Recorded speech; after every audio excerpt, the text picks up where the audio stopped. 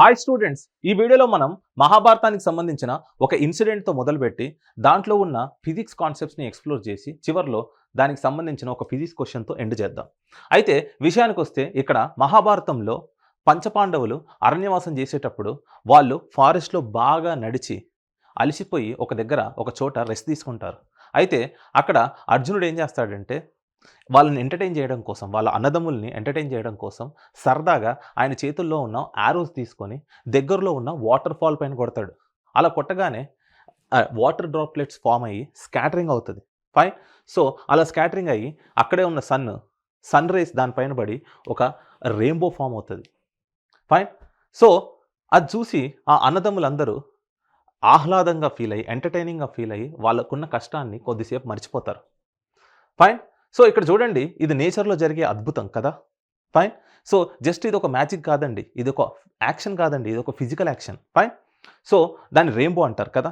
So దాని rainbow form అవ్వడానికి చాలా కారణాలు ఉన్నాయి. ఇక్కడ మనం ఏం చేద్దామంటే స్కాటరింగ్ పైన ఒకసారి దృష్టి పెడదాం, తర్వాత దానికి సంబంధించిన ఒక ఫిజిక్స్ క్వశ్చన్ చేద్దాం. ఓకే అండి, ఇక్కడ చూడండి స్కాటరింగ్ అంటే ఏంటి.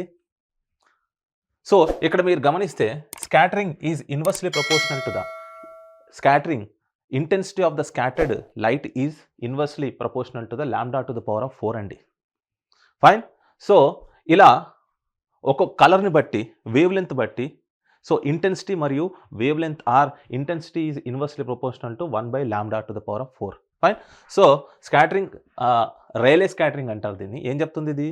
The scattering of the light by a small particles in the atmosphere shorter wavelength of the light are scattered more strongly than the lower wavelength. Okay. So తక్కువ wavelength ఉంది, ఎక్కువ scatter అవుతుంది. ఎక్కువ wave length ఉన్నది, తక్కువ scatter అవుతుంది. Fine. అదండి scattering లా. Scattering అంటారు, ర్యాలే స్కాటరింగ్ అంటారు, స్కాటరింగ్ లా అని కూడా అంటారు సింపుల్గా. ఫైన్. సో ఇక్కడ దానికి సంబంధించిన మనం ఒక ఫిజిక్స్ క్వశ్చన్ చేద్దాం. చూడండి, ఇక్కడ during the Pandavas forest exhale they once rested near a roaring water fall deep with in the forest. The Arjuna released a sharp arrow across the falling stream. As the arrow slides it through the water, the column scattered into the countless ultra fine droplets. Okay. When sunlight fall onto this mist, light was scattered in all directions around the arrow's path, and faint rainbow glow appeared in the surroundings air. So question చూడండి, ఇది context. Question ఏమంటున్నాడంటే, if the sunlight of wave length 450 nanometres, అంటే 450 nanometres దేనికి? Blue, and 650 nanometres for red passes through the mist formed by the arrow. Determine the ratio of the intensity of the blue light to the red light scattered into the surrounding space. Fine. So వాటి intensity ratio అడుగుతున్నాడు. ముందు చెప్పుకున్నట్టుగా మనం అక్కడ scattering law చూసాం కదా, Rayleigh scattering. So intensity is proportional to 1 by lambda to the power of 4 అండి. So ఇక్కడ వాటి రెండింటిని బ్లూ వర్సెస్ రెడ్ అడుగుతున్నాడు. So intensity of the blue light divided by intensity of the red light is equal to lambda R by lambda B to the power of 4 అండి. Fine. So ఇచ్చిన wavelength అక్కడ substitute చేయండి. Blue colour wavelength ఇచ్చాడు, red colour wavelength ఇచ్చాడు, అక్కడ substitute చేసి calculate చేయండి. So calculate చేస్తే how much we'll going to get? So IB by IR is equal to 1.44 to the power of 4 అండి. దీన్ని సింప్లిఫై చేయండి, ఏమొస్తుంది ఇక్కడ? 4.32 అండి, 35 అండి. So intensity of the blue light to the intensity of the red light is 4.3, అప్రాక్సిమేట్గా 4 అనుకోవచ్చు దాంట్లో వచ్చే లైట్ ఇంటెన్సిటీ. సో అక్కడ బ్లూ ఎక్కువ కనపడుతుందని మనం చెప్పుకోవచ్చు. ఫైన్. సో దాన్ని ఎలా అర్థం చేసుకోవచ్చు? Because of the scattering 1 by lambda to the power of 4, the shorter wavelengths scatter much more strongly.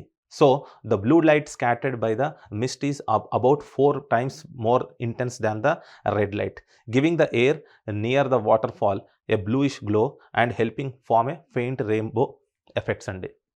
Fine. Anyhow, so కొద్దిగా దీంట్లో బ్లూ కలర్ ఎక్కువ కనిపిస్తుంది అని చెప్తున్నాడు. ఆ క్వశ్చన్ ద్వారా మనం అర్థం చేసుకున్నాం. ఎనీహౌ అండి, సో చూడండి, ఇక్కడ మనం ఏం చేసామో మహాభారతంలో సంబంధించిన ఒక ఇన్సిడెంట్ని మనం ఎగ్జాంపుల్గా తీసుకొని దానిపైన ఒక ఫిజిక్స్ క్వశ్చన్ ఫార్ములేట్ చేసాం కదా.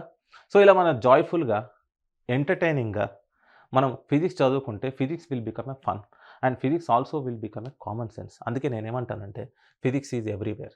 Fine. So hope you would have enjoyed this lecture. ఇలాంటి మరిన్ని వీడియోస్ కోసం like, share and subscribe. Thank you.